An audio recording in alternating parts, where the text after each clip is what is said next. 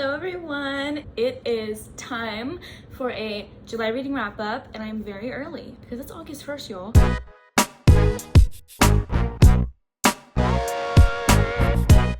I did not wait 2 months for this one, so thank you so much.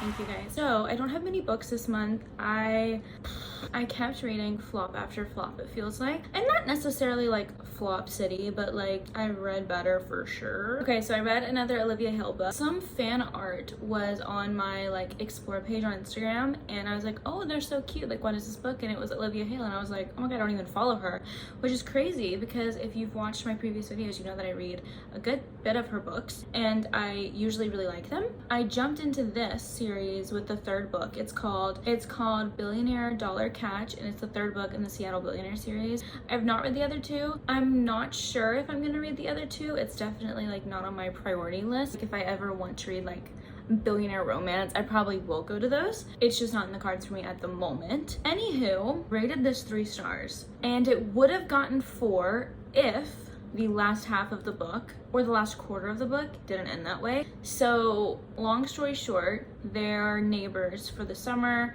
They get really close. He's a single dad to 2 girls. She ends up getting pregnant and first of all, just the stupidest miscommunication trope I've ever read in my entire life, and it made me so irate. I have never really been on the hate train for miscommunication because I think every single book it has miscommunication, especially in romance.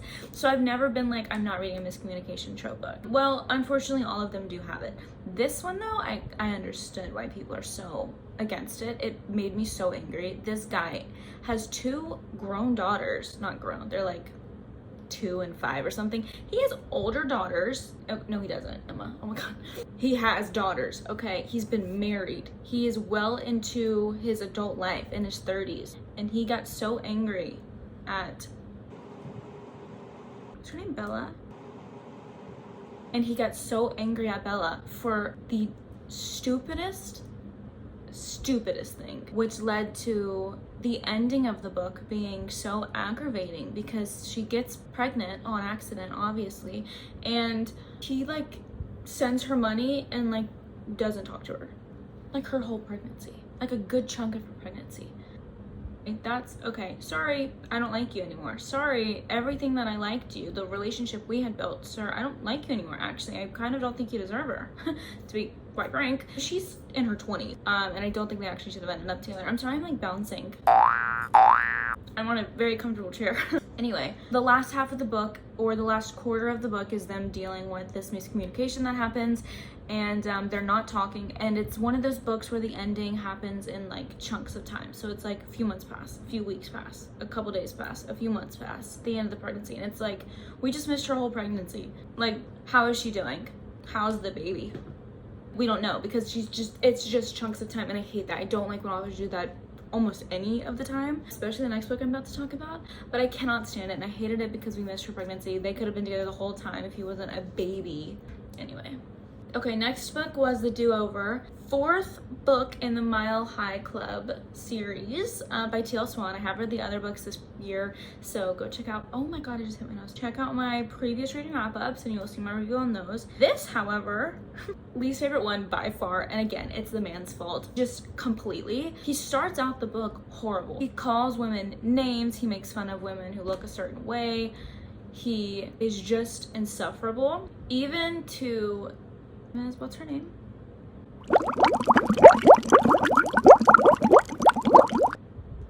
Christian is even horrible to Hayden, in my opinion, the love interest in the book. She is a country girl and he is a city guy and he's a billionaire. She is most definitely not, but they meet because they're both backpacking for like a year. And I was okay with getting past how he treated the previous woman because I was like, sometimes men just need a good slap on their wrist and, you know, then they find love of their life and they're fine.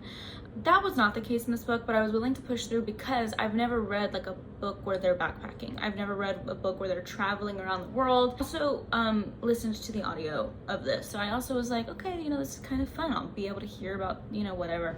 I'm appalled that she stayed with him. I don't like him at all. He is by far by far the worst brother in this family. And also one of the worst MCs of all time that I've read.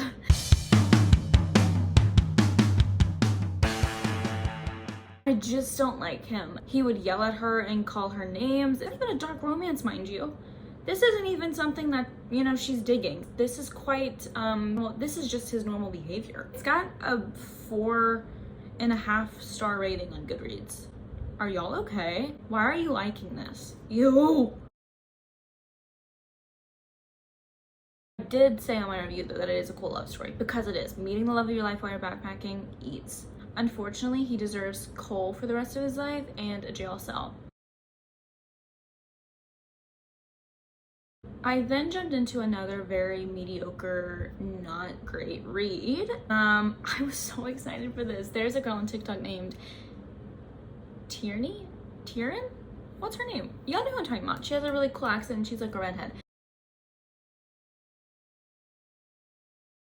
And she's always drinking wine and giving like recommendations for books. Well, this was one of her favorite books. And I was so excited because I have taken her recs before and really enjoyed her books. Not this one. I read Taming Mr. Walker, the first book in the London Mystery series by Rosa Lucas. I rated it 2 stars. The first half was so strong. The man, yet again, let me down. Are we shocked? Well, no, not really, but maybe a little bit because these are books written by women. Hey, you're not very honest about your life, nor are you. Danny is her brother's best friend. It's very obvious. It's one of those things like, you're not allowed to date my sister, that kind of thing. I read this because it was an office romance and I was really missing the hating game. I'm gonna be honest. I was missing the hating game. I loved the book, but more specifically the movie. And so I was like, okay, what's an office romance I can get into? Again, this was recommended on TikTok, so I jumped into it, and I just absolutely can't stand this man. He also is a creep to me. There's a thing that he does pretty early on into the book, and he does it in his office. I'm sorry, I don't like him. I don't like him, therefore I didn't like this book, and I also couldn't actually finish the book. DNF'd it around 65% because I couldn't continue putting myself through something like this. However, Rosa Lucas is a highly rated and recommended author, so this could have been a me problem. It's rated 4 stars on Goodreads, so people like it. It also, I should have known this, but there is a man on the front. I should have known I'm not gonna like the book. Okay, next book, I have it right here. Summer in the City by Alex Astor, and I have this edition. If you don't know this, every hard copy of this book has a different cover. Difference is they're in 2 different date night outfits that they go on throughout the book. So each cover has a different dress she's wearing, a different outfit he's wearing, which is just adorable. And also look at the sprayed edges, right? Hey, so are you kidding? Yep, this is what made me read it. You know I don't read the back of books. While I did on this, because it didn't tell me anything about the book, it was just an excerpt from the book, which I thought was cool, and I'm gonna read it to you now. No, I'm not. I'm actually not gonna read this to you. No, I'm not. Cut that out. Also, hey, so, oh, my tabs came out. Huh, let's look at that. Yeah, it's a map of New York. This book was phenomenal. It was a 4 out of 5 star read. I would have given it 5 stars, but it wasn't completely perfect 5 stars. It was 4 stars, which is almost as good. Me talking to you like you don't know how rating works. Okay, this was sweet. I got emotional. There were parts of it that felt like I was watching my favorite movie. It just felt so sweet and wholesome and completely like, I don't know, warm, I think. The reason I did give it a 4 star is because the beginning of the book was kind of a slow start to me. It didn't really pick up until the flashback ended. It starts with like something that happened a long time ago, and then it's not really a flashback, it just starts from the past and then it jumps a few years. I love these 2 so much. Parker and Elle, they live in New York for the summer. They are neighbors for the summer. They both are very important in their career, and they're very career focused. He's a tech guy, she's a screenwriter. It's so fun. It is enemies to lovers, but not really. It's like she doesn't like him and he really likes her. It's also fake dating. It's a delightful rom-com. I just completely recommend this. Completely. She has no knees. Okay, final book of July. I can't wait to talk to you about it. I listened to my first Audible original. Okay, so I read Call Me Maybe, the first book in the Love Lines series by Cara Bastone. I was in a very much so like coloring mood. I didn't really want to pick up a book. Those are the times when I usually do listen to an audiobook. So I was scrolling through Audible to see if anything caught my attention, and I saw how short this book was. I think it's like 5 hours and 55 minutes or something like that. It's like around there. And I was like, what is this? But I recognized the author immediately because I read Ready or Not a while ago and just loved it.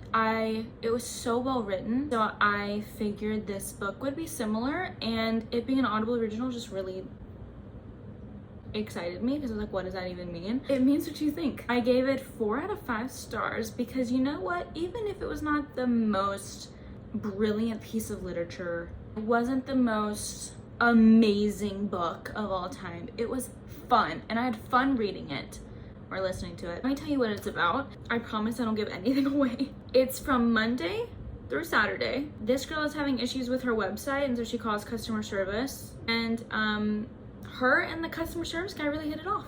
They're on the phone almost every single day that week trying to figure out stuff on her website. It's an Audible original, so it's like a movie. It's like you hear them doing stuff. You hear them when they're on their phone, you hear her phone ring, you hear her in the back, you hear her opening food, you hear him playing with his cat, you hear everything. You get the point. Oh my god.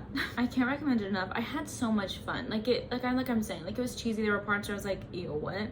But overall, just chef's kiss. And I take a 4 star as a win.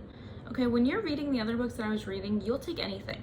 So that was my July reading wrap up. I'm so happy to be filming this just the first day of August. I feel so ahead of my time. I just feel like it's a weight off my shoulders already. I hope you enjoyed. If you haven't seen my other reading wrap-ups, please go check them out. I read primarily romance, trying to get more into mystery thrillers and horrors and just fantasy, stuff like that. I want to get into it. I hope you have a great day. I hope you're doing well, staying happy and healthy. Have an amazing August. Virgos, we rise.